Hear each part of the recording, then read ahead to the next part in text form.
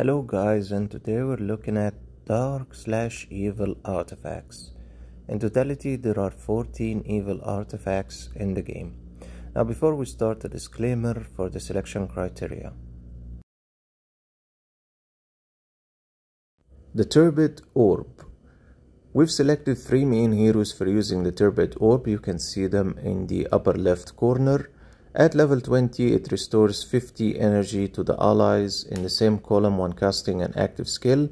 That is in round number 2, after you've already used your ultimate in round number 1 and have attacked. Now at level 30, when the battle starts, automatically you will gain the 50 energy, can use your ultimate, and it gives 50 energy to the allies next to the hero holding the orb. Hero selection criteria have selected Zeus for his stunning ability, Folklore the God Slayer for his continuous attacks, and Lucas for his contract that helps you to last longer in battle. Overall, the orb is a fantastic artifact that will help in increasing your attack, your HP, and the blocking of the damage that you take. Our second artifact in the list is the Devil's Eye or the Devil's Pupil, an increase in attack, HP, and damage immunity. The artifact itself helps in reflecting damage that you take during battle and allowing the attacker to take that damage. Level 20, same scenario until level 29, reflecting a portion of the damage. And then at level 30, it reflects 80% of the damage received and heals the hero that is using it at the same time.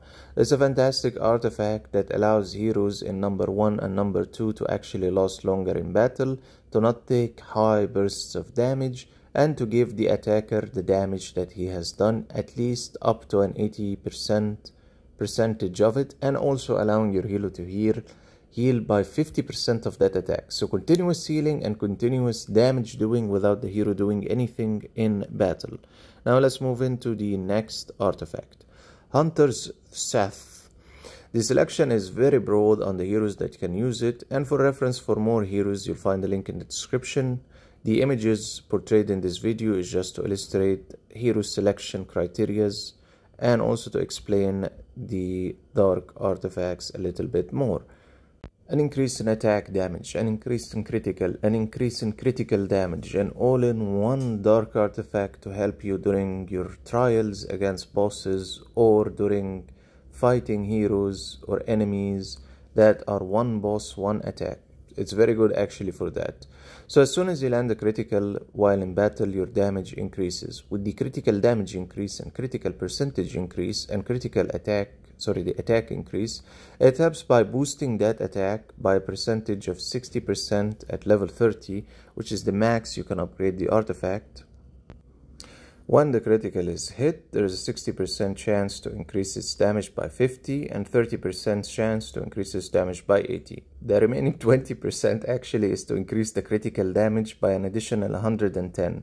And a 10% chance to increase critical damage by an additional 160. If the effect does not trigger in the round that you actually land a critical, the next one 100% it will happen. So when we're looking at how the Hunter's Scythe can function, best criteria of selection 100% is gonna go for Laura, Toku, Orashi, and the God Slayer Indira for their continuous area of attack, and especially for Toku for her one attack enemy. Now, moving on to the next dark artifact we'll be looking at after that directly, it's going to be Misanthropy. Misanthropy actually helps your heroes survive longer in battle by reducing the damage they take. The selection criteria again has been limited to certain heroes only. The fun fact about this artifact, it turns the damage that is actually gained by the skill into HP. So as soon as you're taking damage, put your heroes in number 1 or number 5 or 6 and you're taking damage in battle, you're losing your HP. Oh, look at that. It turns that damage directly into HP for your hero. So it's like a hack 100%. I take the damage, I turn a part of that damage into an HP, I can survive longer in battle. Fun fact about the Bell of Chaos: it will help your heroes to land their attribute when it comes to CC specifically on the enemy easier with a higher percentage of success. What do we mean by attribute of status? The heroes that we're looking at are crowd control heroes or have the ability to do crowd control. Now, in increasing their debuff hits, the crowd control is achieved easier with a higher percentage of it happening. We're looking at crowd control in, for instance, Anna, you have the charm ability. Lady Ivy, you have the twining, Zeus stunning, and Rockefeller stunning as well. By increasing the debuff hits, the enemy will not be able to resist the crowd control effect, and voila, you will have a higher percentage of it actually happening to all the enemies while in battle. Now let's move into the next artifact, Abyssal Boots. Abyssal Boots is something very unique and very strong in increasing your attack, increasing your critical, and increasing your speed. Level 20, 200% of the attack as bonus damage is done to enemies below 50% HP. Now at level 30, the fun begins that not only do you deal 220 as attack to the enemies, you actually recover 50% energy when you kill an enemy. All the top boys actually use the Abyssal Boots, so when they're using Storm Falcon and they're actually killing an enemy or the enemies below 50% of their HP, there can be a repetition by Storm Falcon. It will enter into a loop. By as soon as she kills an enemy, she will also launch her special attack, ultimate attack, again and again and again, eliminating the enemy, and being also the fastest in the battle by that 60 points increase. Next on the list after the Abyssal Boot is the Bow of Doom. All-in-one, HP increase, critical damage resistance, speed increase. When the battle starts, it reduces the speed of 3 enemies with the highest speed. That advantage actually is even higher than if you compare it to Angel Wings. This effect actually helps you to slow down the enemy. It allows your heroes to attack before the enemy, regardless if it's the enemy versus player or player versus player. And by doing that, you'll be able to actually cause more damage. The key point of this artifact, the Evil One, very evil, is reducing also the enemy's armor and attack for 3 of the heroes on the other side, the enemy. So speed decrease, attack, and armor decrease. Next on our list is the Immortal Shield, another all-in-one HP addition, damage immunity, and also critical damage increase. At level 30, when an ally gains a shield pretty much by the effect of it, the shield, it applies an additional equal shield of 25% of the hero's max HP. It remains for 2 rounds and then it can be triggered again every 2 rounds. The additional shield will actually help your hero increase his critical damage resistance by 30%. So looking at a shield that helps your heroes actually survive longer in battle, have more HP, and are more easier to not be killed. More difficult actually not to be killed in battle.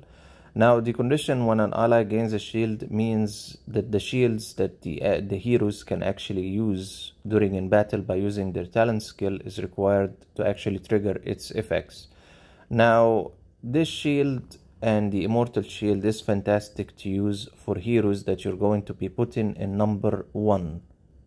Next evil artifact, the Tyrant's Hammer. With a boost in attack, a boost in HP, and critical damage, it offers you a multitude of things it does. When your HP drops below 50 for the first time, it increases your critical damage by 60% increase. That will allow you to do more damage in battle. It also gives you a shield at that stage, which is equivalent to 50% of your max HP. It also gives you an option when you take lethal damage. Lethal damage means damage that will take your HP to 0. The enemy will kill you.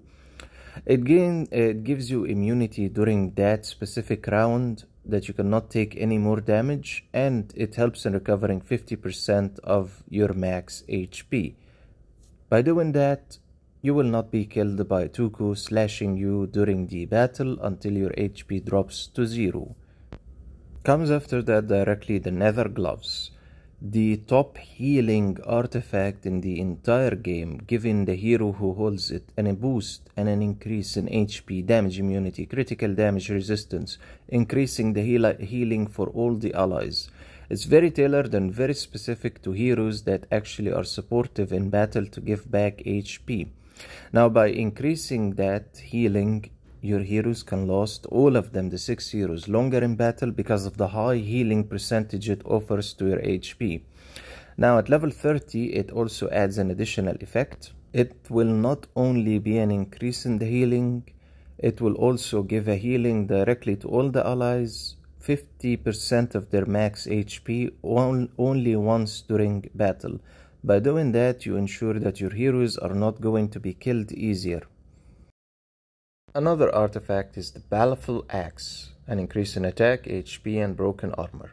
Now this one is a little bit interesting. The basic attack or costs of an active skill, which is your ultimate, you gain 4% of attack for 4 turns up to 120. So every turn your attack damage will increase. And at level 30 when the battle starts, you gain 20% an increase in attack. Every time your hero performs any normal attack or his ultimate, you gain 5% attack for 4 turns. You also convert 20% of the damage that you do into a shield you can use, up to a percentage of your HP, which is 30% of max HP.